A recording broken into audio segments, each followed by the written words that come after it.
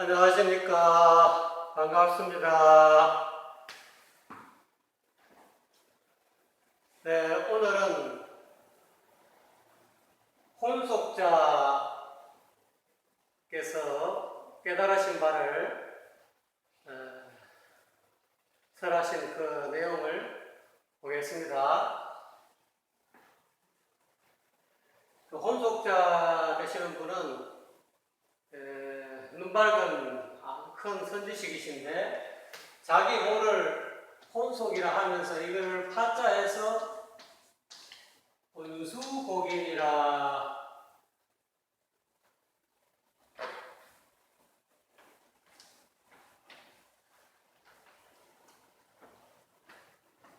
곤수곡인이라고 하셨습니다. 그래서 이 곤수곡인을 붙이면 혼속이 되죠. 근데 이제 제가 자자를 붙인 이유가 이 자자는 깨달을 여자에다가 한일자를 붙인 겁니다. 하나의 이치를 깨달아서 자기가 세운 원을 다 마친 분을 가르쳐서 자라고 합니다. 그래서 곤수곡인께서는 당신이 하나의 이치를 도를 깨달아서 이 도를 다 깨달아 마치신 분이기 때문에 자를 제가 붙여드렸습니다. 감히 붙여드렸는데, 그래서 옛날에 공자님도 원래는 성함이 공구였지만은 하나의 이치를 얻어서 이거를 깨달아서 자기가 세운 원을 다 마치셨기 때문에 공자, 맹자 이렇게 자자를 붙이시는 겁니다. 그래서 혼속자 해서 제목이 그렇습니다. 혼속자께서 세상을 살아가는 이 세상 사람들에게 이 세상의 모든 이치를 하루속히 깨쳐서 이 진리를 깨닫고 그 진리를 실천하는 길로 들어서라 하는 그런 어떤 말씀을 열어 보여주신 그런 내용입니다. 한번 읽어볼까요? 인간부기 화관로 지상공명 수상구 이렇게 나와있죠. 인간 세상의 부기는 꽃 위에 꽃잎에 맺힌 이슬과 같다. 그리고 종이 위에 그럼 우리가 보통 종이 위에 공적을 써놨다는 거죠. 종이 위에 공적을 썼다는 것은 어떻게 보면은 그 표창장이라든지 공로장이라든지 또는 임명장이라든지 이런 종이 위에 그런 공로를 적어놓고 그 이름을 적어놨다는 거죠. 누구누구가 이러이러한 공을 쌓았으니 이걸 표창한다. 이 공로를 쉽게 말하자면 그런 이 세상에 그런 어떤 그 종이 위에 자기 이름을 정제해서 내가 이 세상에서 세운 공로를 적는 그런 거죠. 종이 위에 적힌 그런 공로와 또는 이런 명패 이런 것은 물 위에 거품과 같다. 우리가 보통 수포로 돌아간다 그러죠. 물거품. 종이 위에 적힌 공로와 명예는 이름 석자는 그냥 물거품과 같다. 물 위의 거품과 같다. 간파세정 천리치요. 그러니 이 세상의 부기공명, 부기공명, 이러한 공명이 더덥다, 무상하다, 이러한 이치를 빨리 간파해가지고 하늘의 이 이치, 또는 다른 말로 도라 그러죠. 하늘의 이치를 닦는 길로 나아가라. 이 도를 잘 닦아라. 양심을 잘 닦아라. 본래 마음을 깨쳐서 그 본래 마음대로 생활하는 그런 길을 걸어가라. 이런 뜻이죠. 인생하용 고영모라. 사람으로 태어나서 하필 부귀영화를 그렇게 괴로움을 겪어가면서까지 그런 부귀영화를 꿈꾸고 도모하려고 하느냐. 부귀종래 막강구나. 부귀 영화 또는 부귀 공명은 옛날부터 아무나 다 얻는 게 아니다. 구한다고 얻어지는 것이 아니기 때문에 억지로 구하지 말아라.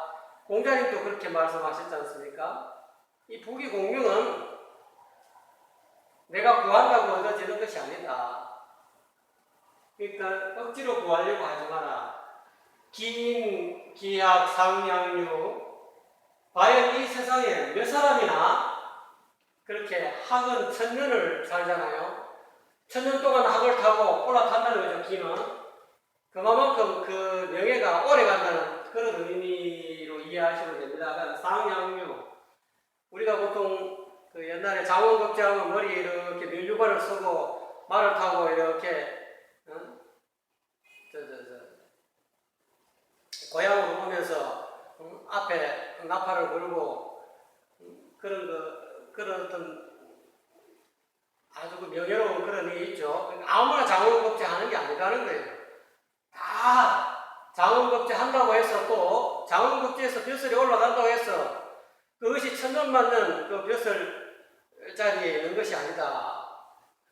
지금 요즘 범불 10년이라 해가지고 내가 권세를 잡았어도 그것이 수십 년 얼마나 가겠느냐.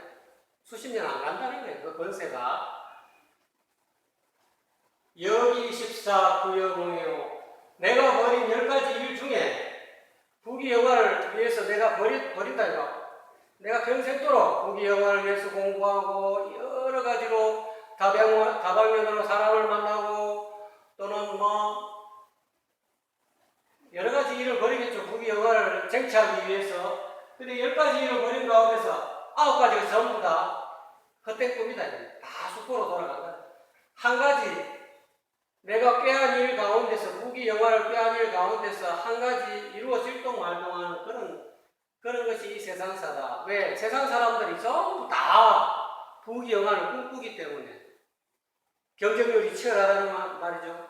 그리고 일반 보통 사람들은 능력이 있어도 권무술수가 있어야 되고 자기가 잘 되기 위해서 남을 이렇게 쳐야 막 치고 남을 이렇게 못사게 굴고 하는 그런 어떤 그런 강단도 있어야 되고 결국은 내가 잘 되기 위해서 나의 부귀를 영화를 위해서 남에게 피해를 입혀야 되는 그런 상황이 온다는 거예요.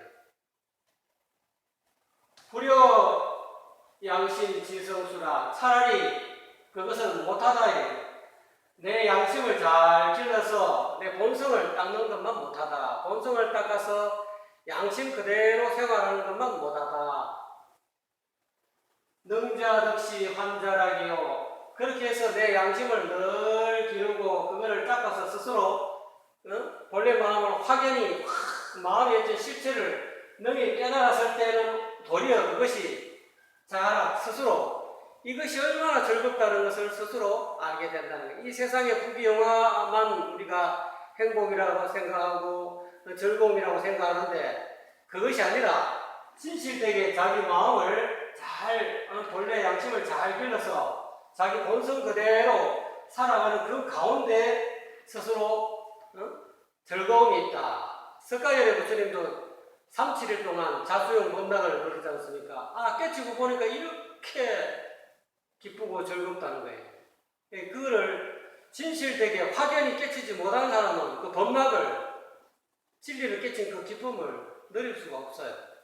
우리가 지금 이런 길로 가려고 마음먹은 분들은 이 법막을 내가 한번 깨달아서 이 법 그대로 진리 그대로 원래 본심 본마음 그대로 살아가는 삶의 즐거움을 깨달아 보시라는 거예요. 도무심처 편무해라. 그렇게 되면 무심한 그런 경지에 그렇게 살아가면서 무심한 경지에 이르면 문득 모든 이 세상에 대한 부귀영화에 대한 집착이 다 사라져. 그 사라짐으로 인해서 한없는 그런 즐거움을 오히려 더 취득하겠다는 그 말로 설명할 수 없는 그런 집착하지 않음으로 애착하지 않음으로 인해서 생기는 그런 즐거움은 그거는 자기가 스스로 겪어보지 않는 사람은 말할 수 없다는 거예요. 혼속자께서는, 본수고님께서는 이러한 이치를 깨치셨기 때문에 이런 말들을 우리에게 열어 보여주는 거죠. 우리도, 너희들도, 우리도, 후학들도 앞으로 이제 이 도의 길을 걸어가는 사람들도 이러한 어떤 무심처에, 일체처 무심의 어떤 그런 경지에 들어가서 모든 집착으로부터, 애착으로부터 벗어나는 그런 자유자재한 그런 경지를 맛보라는 그런 뜻입니다. 그러기 위해서는 자진자중, 수자분이라. 그러하면 자기 자신을 굉장히 보배처럼 귀하게 여기라는 거예요. 내가 현재 못나고 어리석고 답답하고 남들보다 이 마음이 열리지 못하고 이게 머리가 어리숙하고 빨리 깨치지 못하고 하는 행동마다 이렇게 고통만 생산하는 그런 삶을 살아왔어도 그래도 자기 자신을 무시하지 말고 자기 자신을 굉장히 자중자애, 자기를 소중하게 여기고 자기를 보배처럼 여겨서 결코 자기를 무시하지 말아야 돼. 자기가 자신을 사랑할 줄 알아야지 자기가 자신을 무시하면 안 된다. 그리고 내가 깨달음이 더디다. 또는 내가 뭔가 삶이 살아가는데 자꾸 행복이 와야 되고 마음에 희열이 와야 되는데 살면 살수록 괴롭고 이렇게 마음에 걸림이 많고 부자유스러운 것은 내가 뭔가 내 삶이 내 깨침이 온전하지 못하고 내 삶이 깨친 바대로 실천하지 않기 때문에 그런 거기 때문에 자분 스스로 분발하라는 거예요. 입덕입은 입공훈이라. 그래서 덕도 세우고 남을 위해서 덕도 세우고 또 말도 좋은 말 해서 가급적이면 남을 도와주는 말, 남을 이롭게 하는 말을 하고 그 다음에 내가 세울 수 있는 공과 덕이 있으면 세우라는 거예요. 우리가 옛말에 있지 않습니까? 관상보다는 신상이 낫고 신상보다는 심상이 더 낫다는 것. 옛날에 유명한 그 관상가가 있었는데 그 관상가가 자기가 평생에 깨친 거를 이렇게 이제 책을 만들었어요. 만들고 있는 거의 다 만들어가는 가중에 그 사람이 마이선인이라는 사람인데 그래서 마이상서라는 그런 관상책을 이제 거의 마무리 지어가는데 하루는 길을 가다 보니까 자기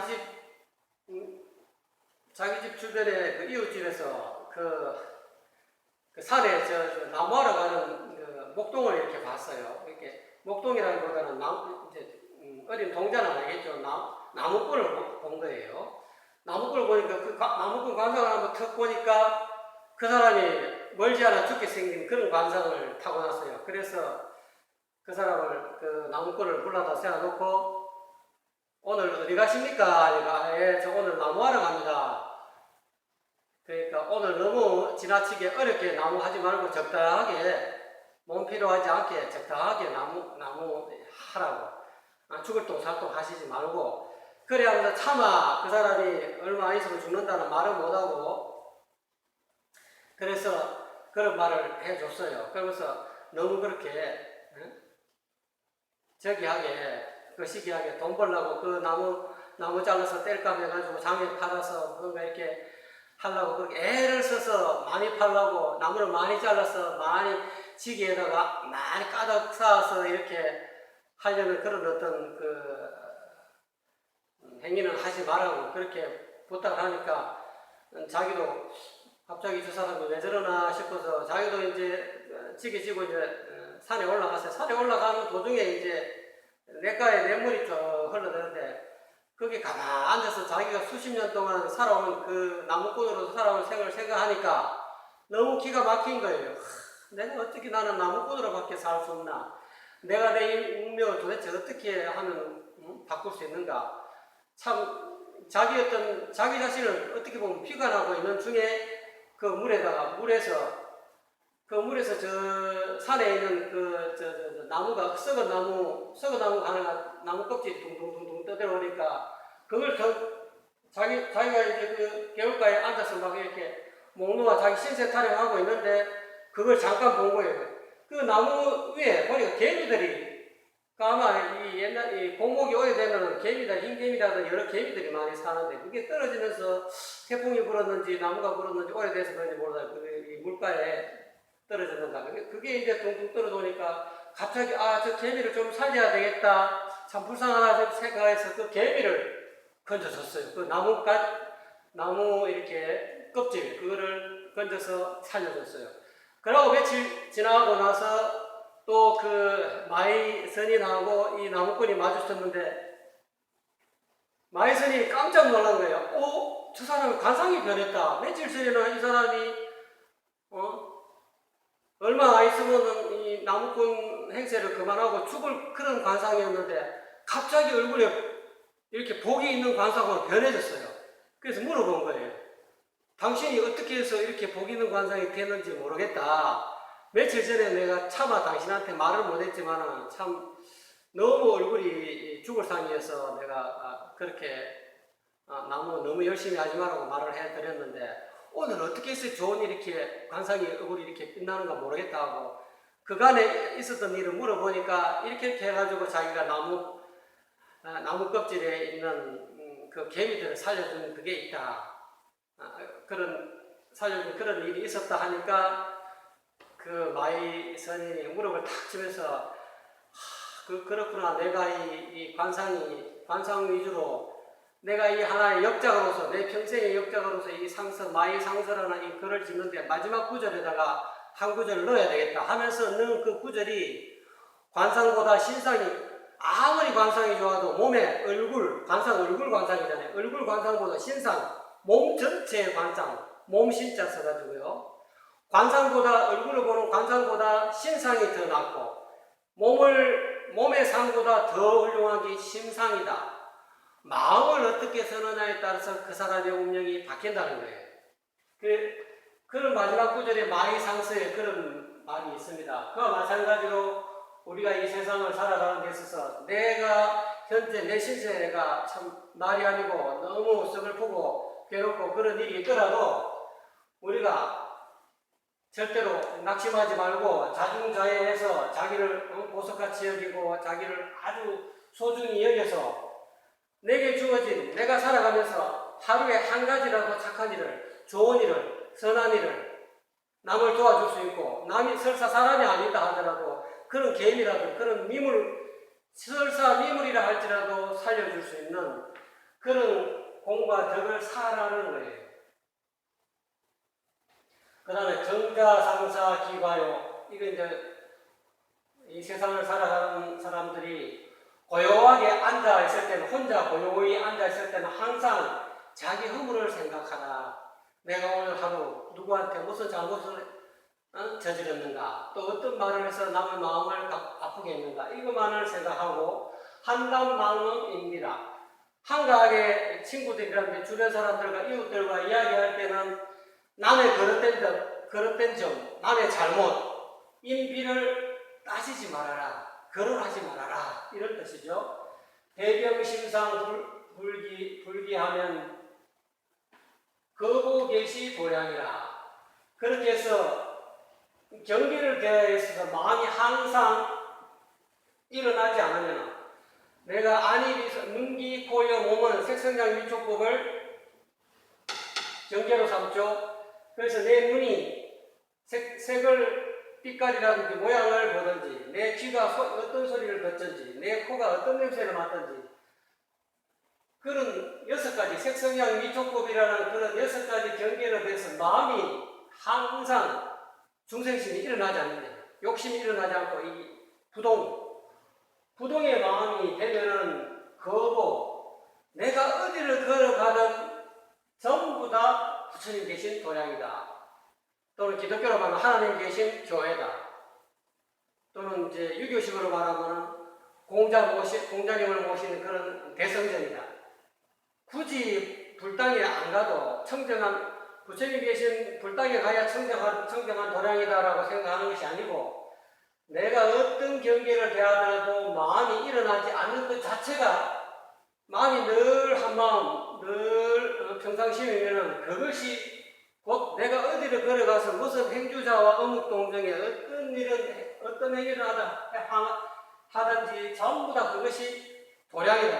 청정 도량이 된다는 거예요. 그런 것을 잘 생각해서 이렇게 수행해라 하는 그런 뜻이고요. 그리고 이제 이 수도하는 사람들은 세 가지를 두려워해야 된다. 그래서 군자사매라 해서 군자는 세 가지를 두려워해야 되는데 첫째는 천명, 둘째는 대인, 셋째는 성인의 말씀. 이렇게 첫째는 천명을 두려워할 줄 알아야 된다. 도를 수행하는 사람은 천명이라는 것은 하늘이 사람마다 부여해둔 밝은 양심, 그 명, 생명, 이 명이라는 것은 생명이 될 수 있고,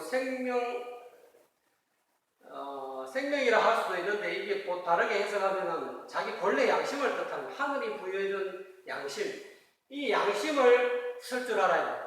양심이 있는 줄만 알지 쓸 줄 모르면은 그 사람은 이 양심 없는 사람이에요. 양심을 모르는 사람이죠. 이렇게 이제 군자는 그러는데 소인들은 또는 향원들은 양심을 밝히지 못해요. 양심을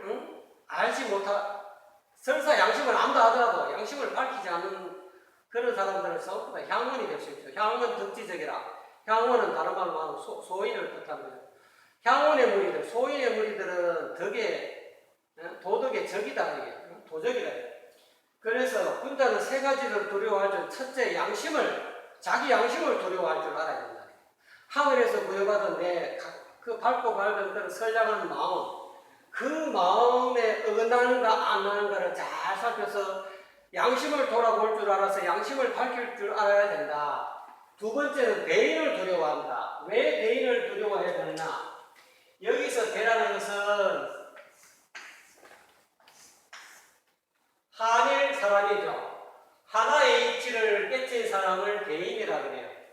그래서 요것이 이렇게 붙이면은 한자 붙이면 큰 배가 되죠. 그래서 다른 말로 이 대인은 자와 같아요. 공자, 맹자, 혼속자. 하나의 이치를 깨쳐서 이 하나 자기가 세운 원을 마친 사람, 마치겠다. 이런 사람을 대인이라 그래요. 이러한 대인을 막 희롱한다던데 대인의 삶을